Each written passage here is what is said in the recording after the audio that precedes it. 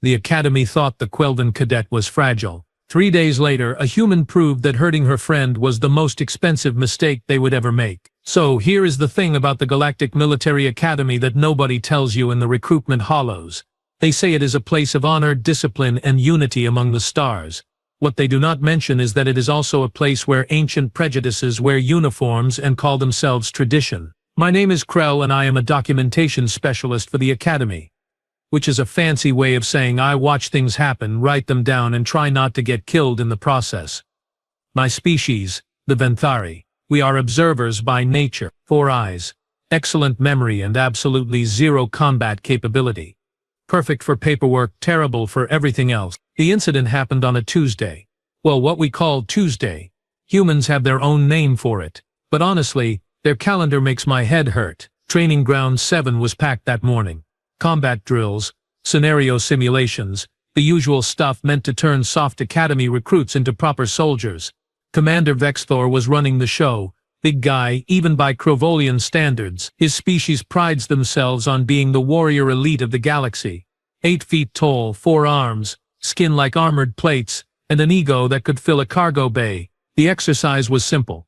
Navigate the obstacle course, extract the wounded, get to the extraction point. Standard stuff. We had 40 cadets participating, including 2 that would change everything. Rena Vale.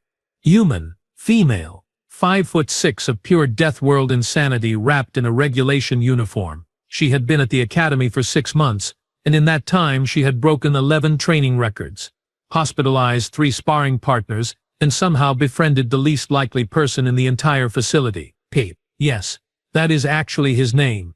He is a Quelven, which is a species that looks like someone combined a teddy bear with a butterfly and then gave it anxiety. They are from a garden world, so peaceful that their greatest historical conflict was called the disagreement of soft words. Pape stood, maybe 3 feet tall, had fur that shifted colors with his emotions, and possessed all the combat instinct of a particularly gentle houseplant. Why was he, even in the military academy? Scholarship program. His people wanted representation. Poor little guy. Rena had adopted him on day 1. Not in a patronizing way, mind you. She genuinely liked him. They studied together, ate together, and she had personally threatened 5 different cadets who made fun of his size. Those threats were delivered quietly, calmly, and with the kind of smile that made you check your life insurance policy. The exercise started fine.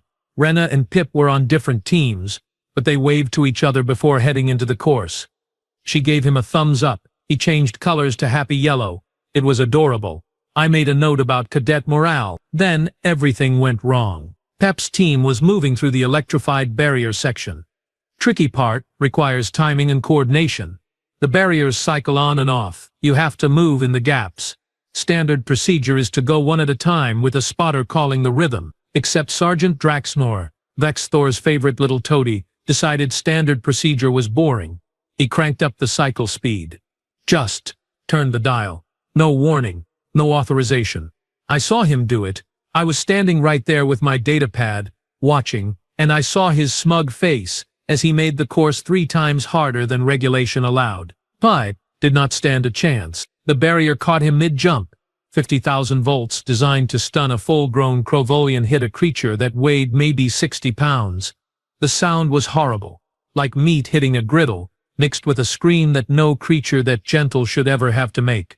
He flew backward, smoking, convulsing, and collapsed in a heap. Everything stopped. Everyone stared.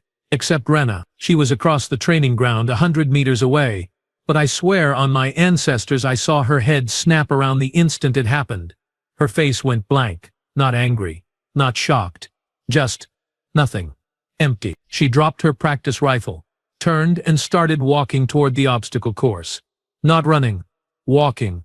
Slow, steady, purposeful. Draxmore was laughing. Actually laughing, saying something about how the little furball should have moved faster, how this was a military academy, not a petting zoo. Rena kept walking. Medics rushed to Pip. His fur was charred black in places, still sparking with residual current. They loaded him on a stretcher, rushing him toward the medical facility. Rena stopped walking. She stood there 20 meters from Draxmore, watching them take her friend away. Then she looked at the sergeant. Really looked at him. I have seen a lot of expressions in my time at the academy. rage, fear, determination, joy. But I had never seen what was on Rena Vale's face in that moment. It was calculation. Cold. Mathematical. Like she was measuring him for a coffin and doing the math in her head. Draxnor noticed her staring. He puffed up his chest, grinned with too many teeth, and flexed his upper arms. Rena said nothing. She just turned and walked away. That silence was worse than any threat. Trust me on this. I have 4 eyes, and all of them were screaming danger signals. Commander Vexthor dismissed the incident. Equipment malfunction, he called it. These things happen in training. It builds character. The little Quilven would be fine. Probably. But I kept watching Rena. She went to her quarters calm as still water, and that is when I knew someone was going to die. Or at least wish they had. The official incident report took Commander Vexthor approximately 4 minutes to file. I know because I was required to witness it. 4 minutes to dismiss the near death of a cadet as a training mishap. Equipment sensitivity error, he called it. Recommended that Quilven physiology be noted as incompatible with standard voltage parameters going forward. No mention of Draxnor touching the controls. No mention of unauthorized difficulty adjustment. Nothing. I filed my own report, naturally. 3 copies. All were flagged as pending review, which is Academy speak for we are putting this in a drawer and forgetting it exists. The Academy brass did not care. Pip was alive, technically. His species had decent regenerative capability for electrical burns. He would recover. Move along, nothing to see here. Maintain discipline and order. They were idiots. I went to the medical bay that evening. Professional obligation, you understand. Documentation specialist duties and all that. Definitely not because I wanted to see what would happen when Rena showed up. Who am I kidding? I absolutely wanted to see what would happen. Pep was in Tank 3, suspended in regenerative gel. The medical staff had him stabilized, but he looked rough. His fur was patchy, burned away in several places. His colors were stuck in this dull gray that Quilven only show when they are in serious pain. He was conscious, barely, and his little hands kept twitching. Rena arrived at 2000 hours. Exact. She had showered, changed into fresh fatigues. Her hair was pulled back tight, still damp. Her face was clean, composed, calm. She carried a small bag with her. She nodded to the medical officer on duty, a Hentarai named Nurse Silvek. Silvek is good people. 7 tentacles, 3 hearts, and actually gives a damn about patients. Rare quality in military medicine. Silvek let Rena through without question. I positioned myself near the observation window. 4 eyes have advantages. I could watch Rena and monitor the hallways simultaneously. Rena pulled up a chair next to Pip's tank. She sat down, placed her bag on her lap, and just looked at him for a long moment. Then she started talking. Quietly. I could not hear the words through the glass, but I could see her lips moving. She was telling him something. Maybe a story, maybe a promise. Her expression never changed. Still calm, still controlled. Here is what you need to understand about humans. Most species, when they are angry, they show it immediately. Krovolians roar and smash things. Venthuri, like me, turn purple and vibrate. Hentari release stress pheromones. You know where you stand. Humans? Humans go quiet. The madder they get, the calmer they appear. It is a survival mechanism from their Deathworld. Predator behavior. They assess, plan, and then strike when you least expect it. Emotional suppression as a tactical advantage. Rena sat with Pip for 2 hours. She reached into her bag and pulled out a small data pad. She read to him. I later found out it was a book from Earth. Something about rabbits. Pip's colors shifted slightly toward pale blue. Comfort. When she finally stood to leave, she placed one hand on the tank, flat palm against the glass. Pip managed to raise one small paw and press it to the same spot from inside. She leaned close and said something. One sentence. I am decent at reading lips. I will fix this. Then she left. Same calm walk, same blank expression. She nodded to Nurse Silvek on the way out. I followed her. At a distance, of course, self-preservation instincts. She went back to her quarters. Lights on for approximately 30 minutes, then off. But here is the thing. Her roommate, a Vixilian named Tora, she left the room 20 minutes after lights out. I caught her in the corridor. Asked where she was going. Rena told me to leave, Tora said. Very politely, very calmly. Said she needed the room to herself tonight. Said it would be safer. Safer. That word spread through the academy like radiation. By morning everyone knew. The human girl's friend got hurt. The human girl went quiet. Command did nothing. Species that had been in the galaxy longer than humans had records started getting nervous. The Krovolians, who feared nothing, suddenly remembered that humanity's homeworld had killed 90% of everything that ever lived on it. Multiple times.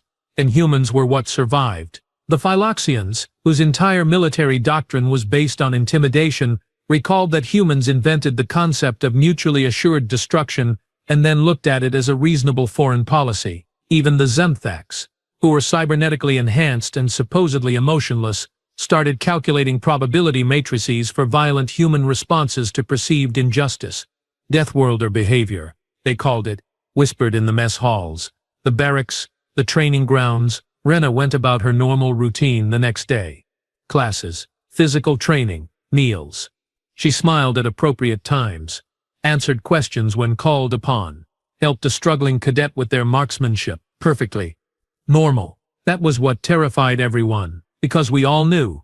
When a human goes that calm, that controlled, that perfectly normal, someone is about to have a very bad day. I just hoped I would be far enough away to watch safely when it happened. Spoiler alert. I was not. It happened 3 days after the incident. 3 days of Rena being absolutely, horrifyingly normal. 3 days of the entire academy walking on eggshells around her. 3 days of Commander Vexthor strutting around like he owned the place. Because, well, he kind of did. I was in Training Ground 7 again. Paperwork never stops, even when you are pretty sure someone is about to commit murder, or whatever passes for murder when the victim can regenerate. Vexthor was running drills with his personal squad. Showing off, mostly. Krovolians love an audience.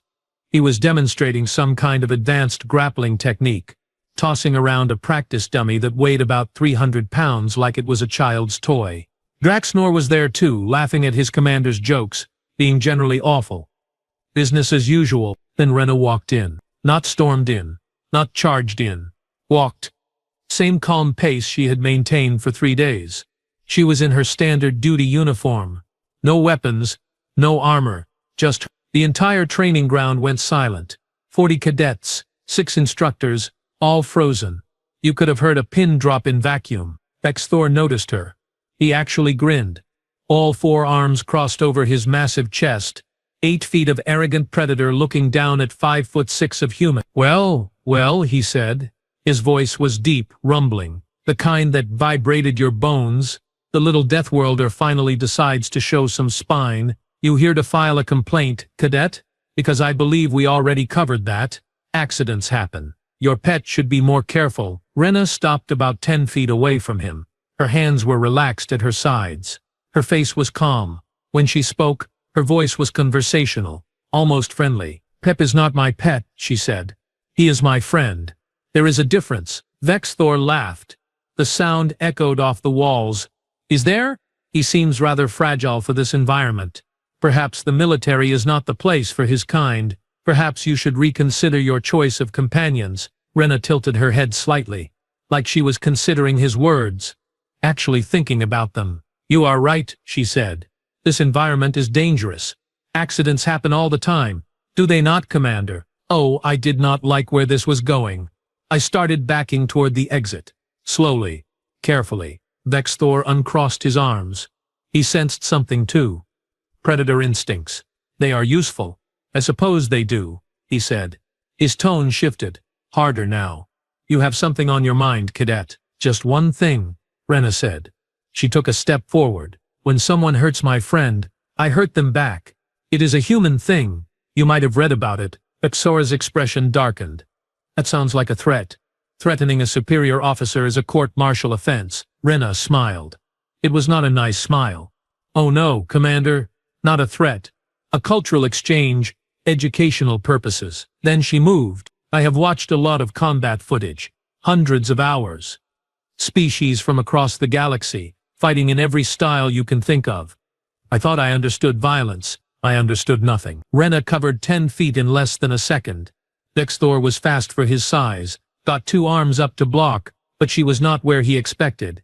She dropped low, slid under his guard, and drove her fist into his knee joint. The sound was like a gunshot. Crevolian joints are triple reinforced.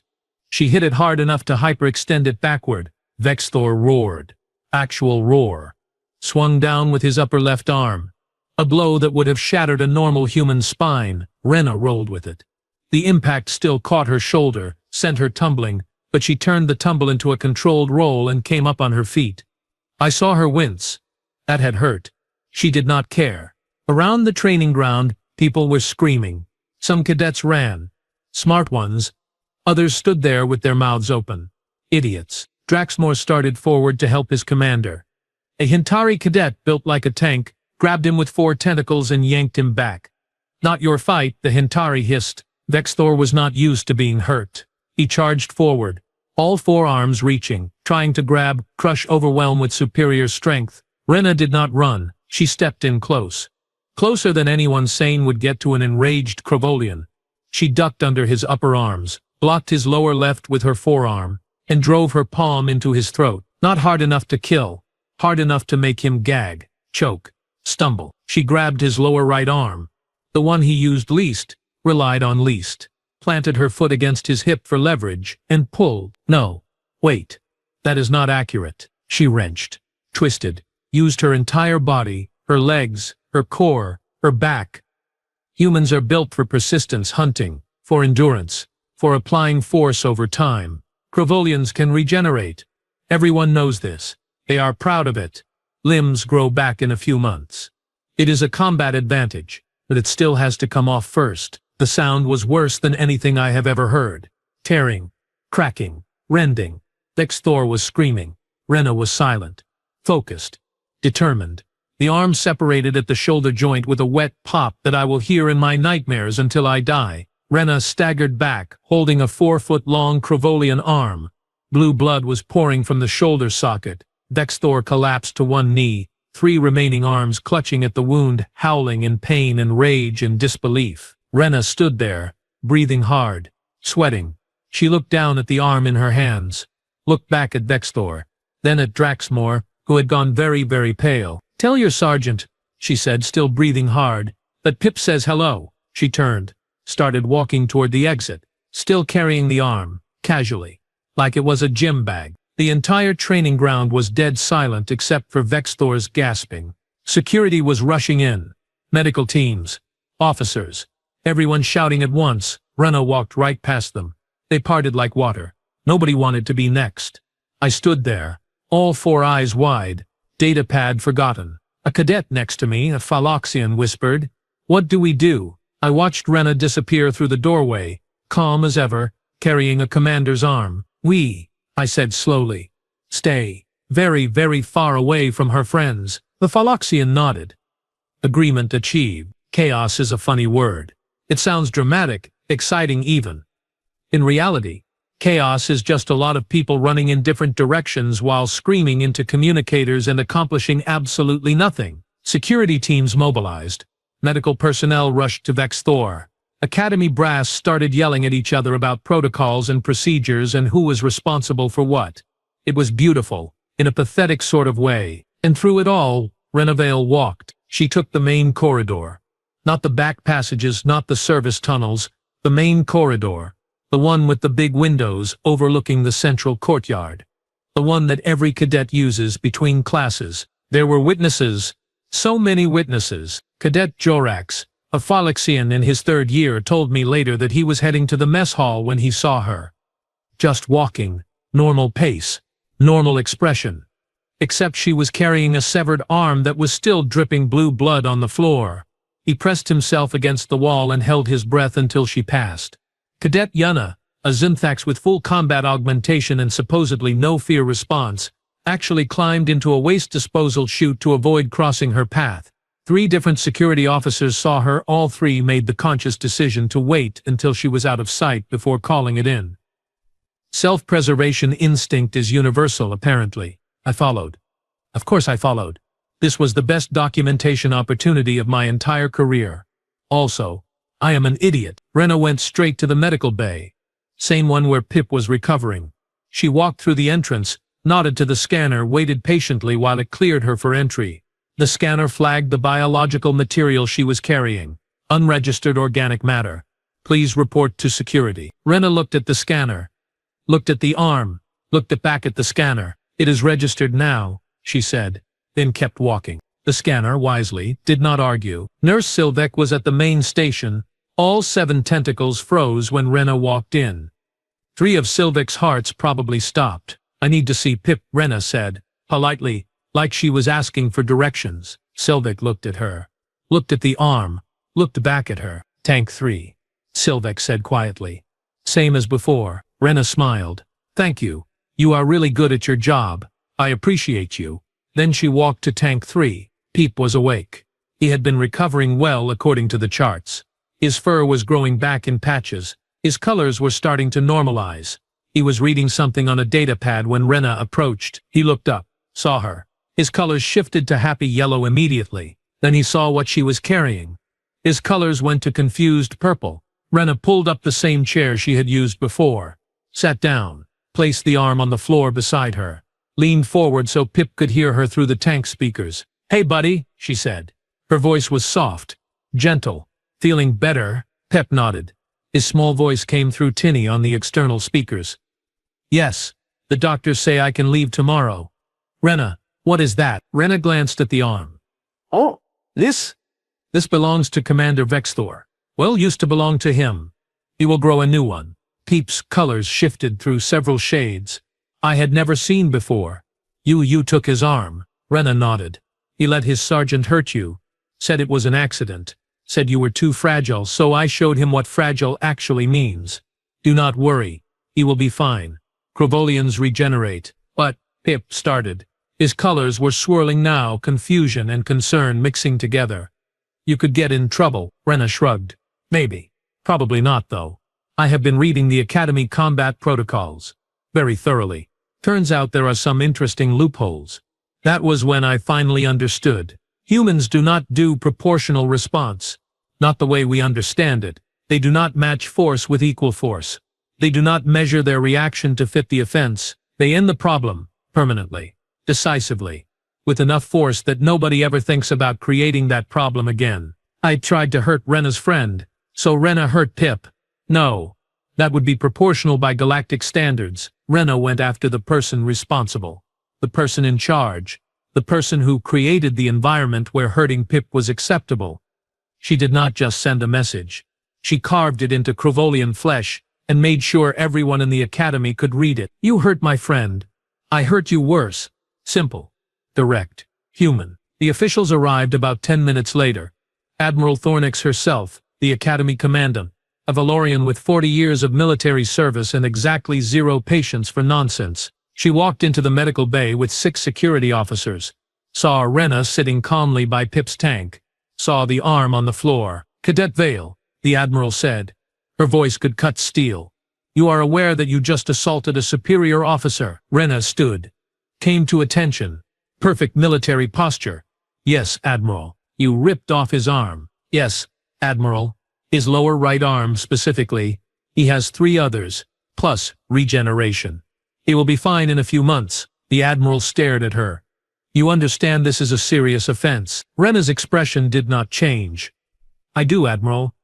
I also understand that unauthorized modification of training equipment resulting in cadet injury is a serious offense, as is failure to report said injury accurately, as is creating a hostile environment for non-combatant species enrolled under diplomatic scholarship programs. The room went very quiet. I filed my reports, Rena continued. 3 days ago, all flagged as pending review. No action was taken, so I took action myself. Academy Regulation 7-4-2, subsection B. Cadets are authorized to use reasonable force to defend themselves or other cadets from immediate or ongoing threat. That regulation is for self-defense during active combat, the Admiral said. Rena nodded. Yes, Admiral. And Pip was nearly killed during a training exercise that was deliberately sabotaged. I assessed that the threat was ongoing given Command's refusal to address the incident. I neutralized the threat. No permanent damage inflicted. Proportional response achieved. The legal team is going to have a field day with this, the Admiral muttered. Probably Rena agreed. But they will also have to review Sergeant Draxnor's actions and Commander Vexthor's negligence. and the Academy's failure to protect a diplomatic scholarship recipient. She paused. I imagine the Quilven home government will be very interested in those reviews. The Admiral's expression could have melted hull plating. You planned this. I read the regulations, Rena said simply. I followed them. Sir, checkmate. The Academy could not punish her without opening themselves up to massive diplomatic incidents. Could not charge her without charging Vexthor and Draxmore. Could not dismiss the incident without admitting their own failures. Rena had not just ripped off an arm. She had ripped apart their entire chain of command. The Admiral looked at Rena for a long moment. Then at Pip, then at the arm on the floor. You are confined to quarters pending investigation, she finally said. Dismissed. Rena saluted. Yes, Admiral. She turned to Pip. See you tomorrow, buddy. Then she walked out. Calm, collected, victorious. I stood there updating my files, processing what I had just witnessed. Proportional response. Human style. The galaxy was going to have to rewrite that definition. News travels fast in the digital age.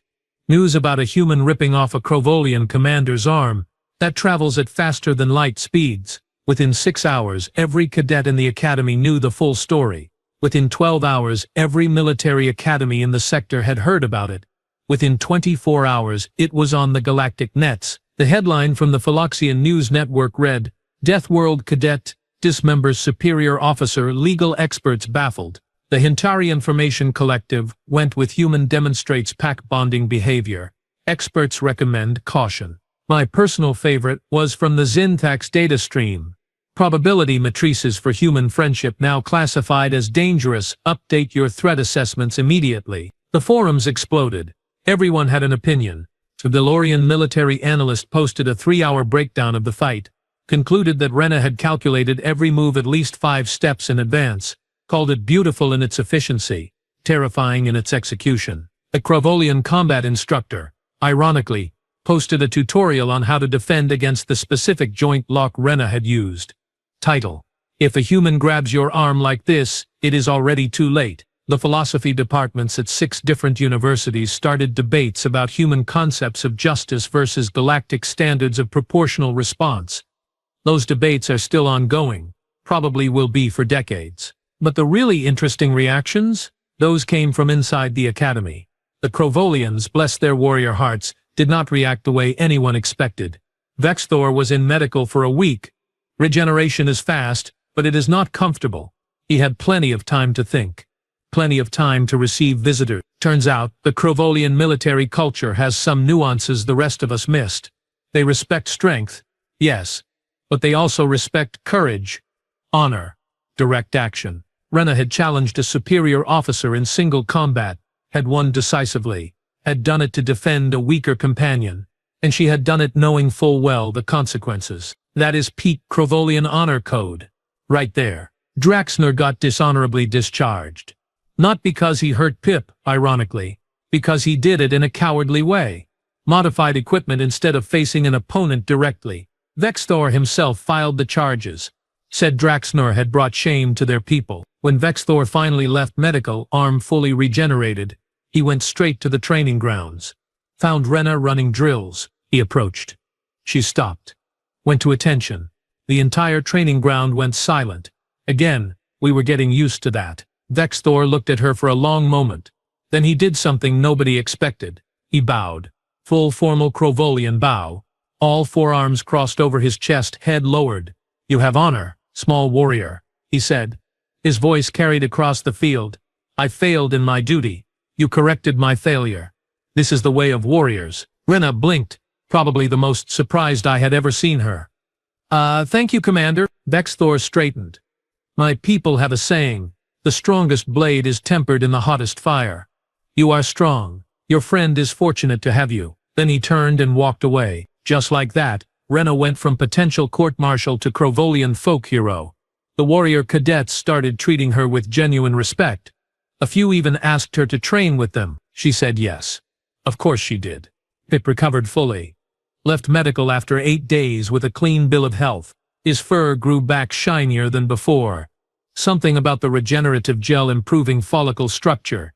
He was thrilled. The first thing he did was find Rena, threw his little arms around her waist, hugged her tight. Thank you, he said. His colors were brilliant yellow. Happy. Safe. You did not have to do that. Rena hugged him back. Yes, I did. You are my friend.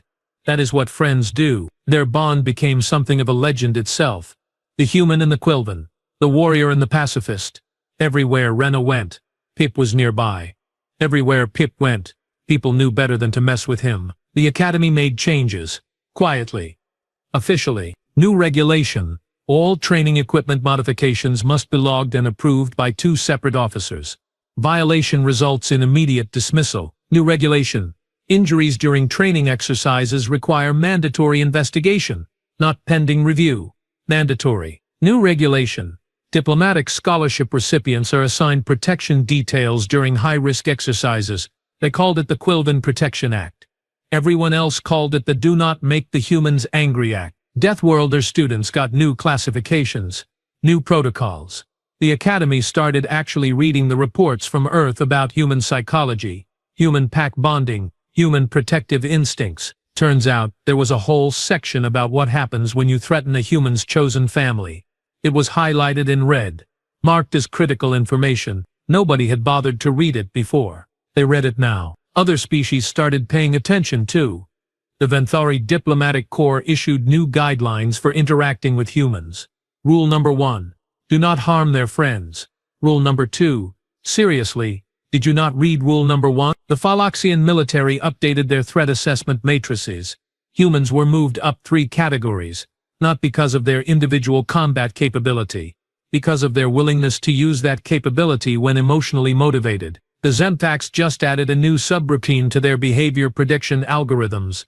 If human forms social bond, assign maximum priority to bond preservation.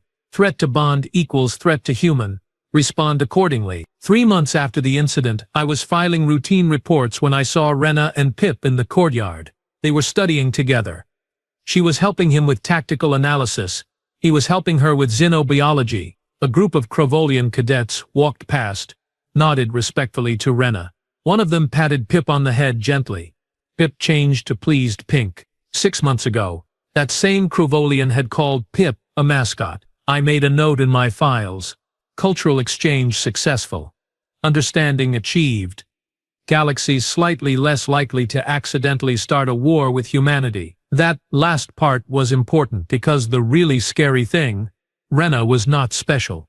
She was not some elite soldier or enhanced warrior. She was just a regular human doing what regular humans do, protecting their friends. If one regular human could dismantle a commander and reorganize academy policy, what could humanity do if you actually threatened their whole species? Nobody wanted to find out. I certainly did not. So here is what I have learned in my years as a documentation specialist. The galaxy is big, impossibly big. Thousands of species, millions of worlds, countless cultures and traditions and ways of thinking. But somehow we all missed something fundamental about humans. We thought we understood them. We read their files, studied their history, classified their world as a death world and figured that explained everything. High gravity, aggressive predators, extreme weather, mass extinctions. Yeah. We got it. Tough species from a tough planet. What we did not get was why they were tough. Most species develop strength to survive against their environment. Humans developed strength to survive for each other. Their entire evolutionary history is built on social bonds, tribes, families, communities. They are pack animals who somehow became the apex predator, and they never lost that pack mentality. Here is the thing about pack animals. They will die for their pack, not metaphorically. Literally. A human will throw themselves in front of a threat to save someone they care about without even thinking about it. It is instinct, hardwired, automatic. We have loyalty in the galaxy. Sure, the Krovolians have honor codes. The Phyloxians have clan obligations. The Hentari have social contracts. But human loyalty? That is something else entirely. It is not transactional. It is not based on hierarchy or obligation or mutual benefit. It is chosen, personal, absolute. Pep did not offer Rena anything.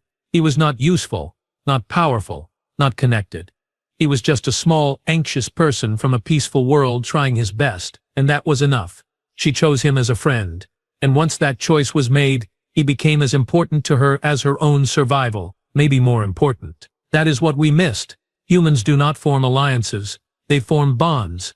And those bonds are stronger than logic, stronger than self-preservation, stronger than any regulation or rule or threat. You want to understand human warfare? Their history of conflict? Do not look at their weapons or their tactics or their technology. Look at what they were fighting for. It was always each other. We also got escalation wrong. So wrong. The galactic standard for conflict is measured response. Someone pushes you, you push back. Someone hits you, you hit back. Tat for tat, proportional, reasonable. Humans do not escalate violence. That is the mistake everyone makes.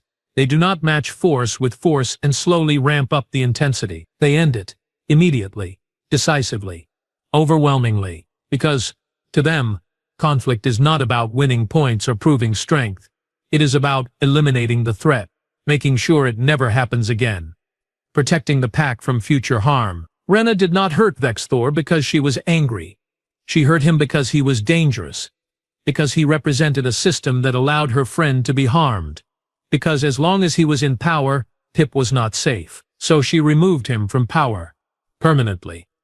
In a way that sent a clear message to everyone else in that system. Touch my friend again, and this happens to you. It worked. I see them sometimes. Rena and Pip. Usually in the library or the study halls. Sometimes in the mess. They eat lunch together every day. She gets the high-protein rations. He gets the vegetable medley. They swap desserts because he likes the chocolate and she prefers the fruit. Other cadets give them space. Not out of fear exactly. More like respect. Understanding. You do not interrupt that bond. You do not threaten it. You do not test it. The Crovolians nod to Rena when they pass. The Phyloxians step aside.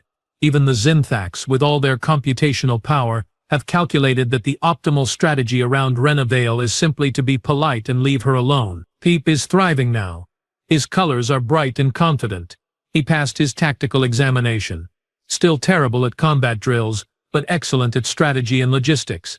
He found his place, and he found it because someone protected him long enough to let him grow. Last week, a new class of cadets arrived. Fresh recruits from across the galaxy. Eager, naive, full of bravado. One of them, a young Crovolian, made a joke about the small species, called them decorative. Laughed too loud. Rena was across the courtyard. She looked up from her datapad. Just looked. Did not say anything. Did not move. The young Crovolian's instructor, a grizzled veteran, smacked him upside the head with 2 arms. Idiot, the instructor hissed. See that human? See the Quilvan next to her? You will treat him with respect. You will treat all the smaller species with respect. Or you will learn exactly why we have new regulations about protective details. The young cadet looked confused. It was just a joke, he said. The instructor pointed at Rena. That human ripped off Commander Vexthor's arm for less. Do you want to be next? The cadet went very pale, very quiet, apologized to every small species he saw for the next week. That is the galaxy now. Changed. Adapted. Educated. We learn that humans are dangerous. Yes, but not in the way we thought. They are not dangerous because they are strong or violent or aggressive. They are dangerous because they care, because they bond, because they will burn down the world to protect the people they love. And honestly, once you understand that, once you respect it, humans are the best friends you could ever have. Just ask Pip. He figured it out first. The rest of us are still catching up. End of file. Report submitted. Documentation complete. And if you are reading this, whoever you are, whatever species you are, remember one thing. If you ever meet a human, be kind to their friends. Trust me on this one. It will save you a lot of pain, and possibly an arm.